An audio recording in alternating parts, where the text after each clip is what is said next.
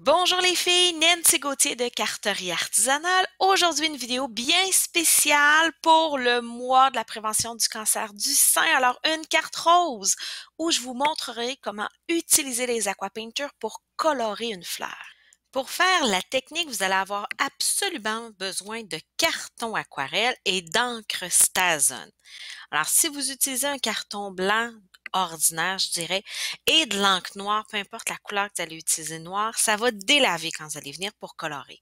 Alors, c'est vraiment important de commencer avec de la stazone noire sur de l'aquarelle. Ensuite, vous allez prendre vos encreurs et vous allez appuyer dessus pour venir vous faire une palette d'artistes, je dirais, dans le fond de votre pâte d'encre. Alors, vous allez pouvoir venir choisir votre angle et venir colorer. Moi, ce que je fais, je commence par aller chercher de l'encre. Je la polis un petit peu parce que je dois avouer que mon rose est foncé. Et je viens mettre de l'encre uniquement dans les coins foncés.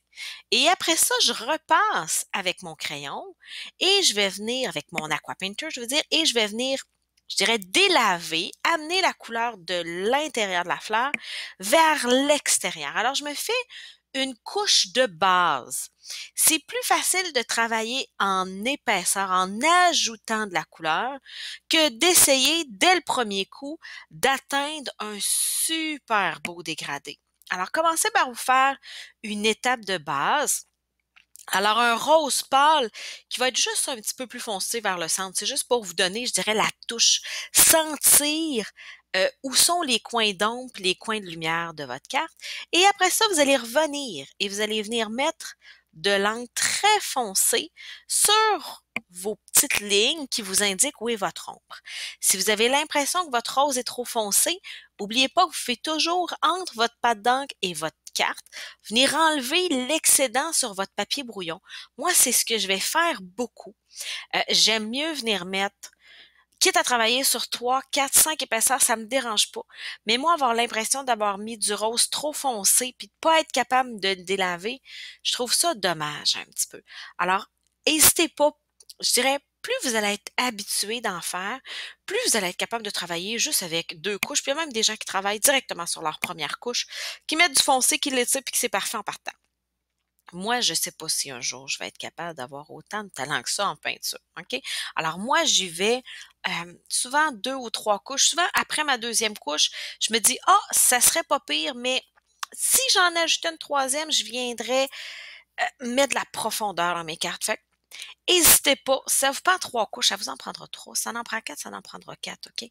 Ce qu'il faut faire, il faut simplement venir ajouter de la couleur où ça devrait être plus foncé et après ça, venir étirer. Vous avez besoin d'étirer un petit peu. Là, vous allez voir, j'ai enlevé euh, avec un essuie-tout de l'encre. Mais en fait, c'est pas de l'encre que j'ai enlevé, c'est de l'eau. Il coulait trop d'eau dans mon galon aussi. On le voit qu'il coule un petit peu trop d'eau. Je suis allée l'essuyer. Alors, quand il coule trop d'eau, que ça délave, euh, ça va venir faire des taches sur votre fleur. Alors, prenez un petit essuie-tout, vous essuyez votre aqua painter, puis vous essuyez l'endroit où il y a trop coulé d'eau. Et c'est tout. Vous pouvez recommencer, il n'y a vraiment pas de problème. Mais laissez pas des grosses gouttes d'eau sur votre projet en vous disant, ah, bah, dans 15 minutes, ça va être sec. Ça laisse une trace, ça laisse une couleur différente, ça sèche de façon différente que quand on met juste une petite couche et on voit la différence entre les pétales qui sont restés humides longtemps, puis les pétales qui ont été peintes avec des fines, fines couches d'encre. Alors, c'est simplement un effet de répétition, d'accumulation qui va venir créer des fleurs plus foncées, des pétales plus foncés que d'autres. Alors, pour celles qui se demandent un aqua painter, c'est vendu dans le catalogue Stampin' Up et vous en recevez 2. Quand vous achetez un paquet, vous en recevez 2. Un avec une grosse pointe, puis une avec une petite pointe, tout simplement. Et là, pour venir donner de la texture à l'intérieur, j'ai décidé de faire mon intérieur de fleurs jaune. Pour m'aider, je suis venue prendre 2 teintes de jaune. Alors, pour pas, je dirais, les petits points jaunes sont tellement petits, je suis pas venue les peindre un à la fois. OK? J'ai peint tout en jaune, puis après ça, je suis venue ajouter des petites couches de jaune un peu plus foncé. C'est juste pour éviter que ça ait l'air très, très flat. Alors, la même technique que j'ai fait avec mes fleurs, je viens la faire avec mon feuillage.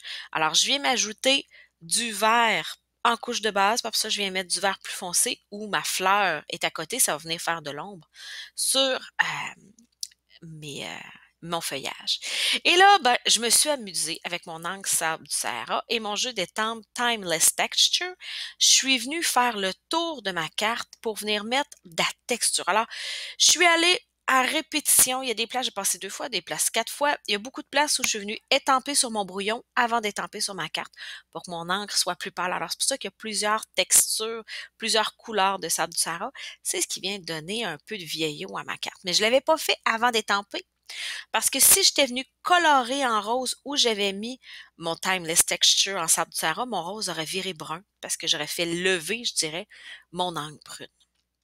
Alors, je suis venue ajouter une petite texture bleue là, juste en dessous de ma carte là, avec mon Aqua Painter, juste en dessous de ma fleur avec mon Aqua Painter pour y donner un petit peu de surélevé.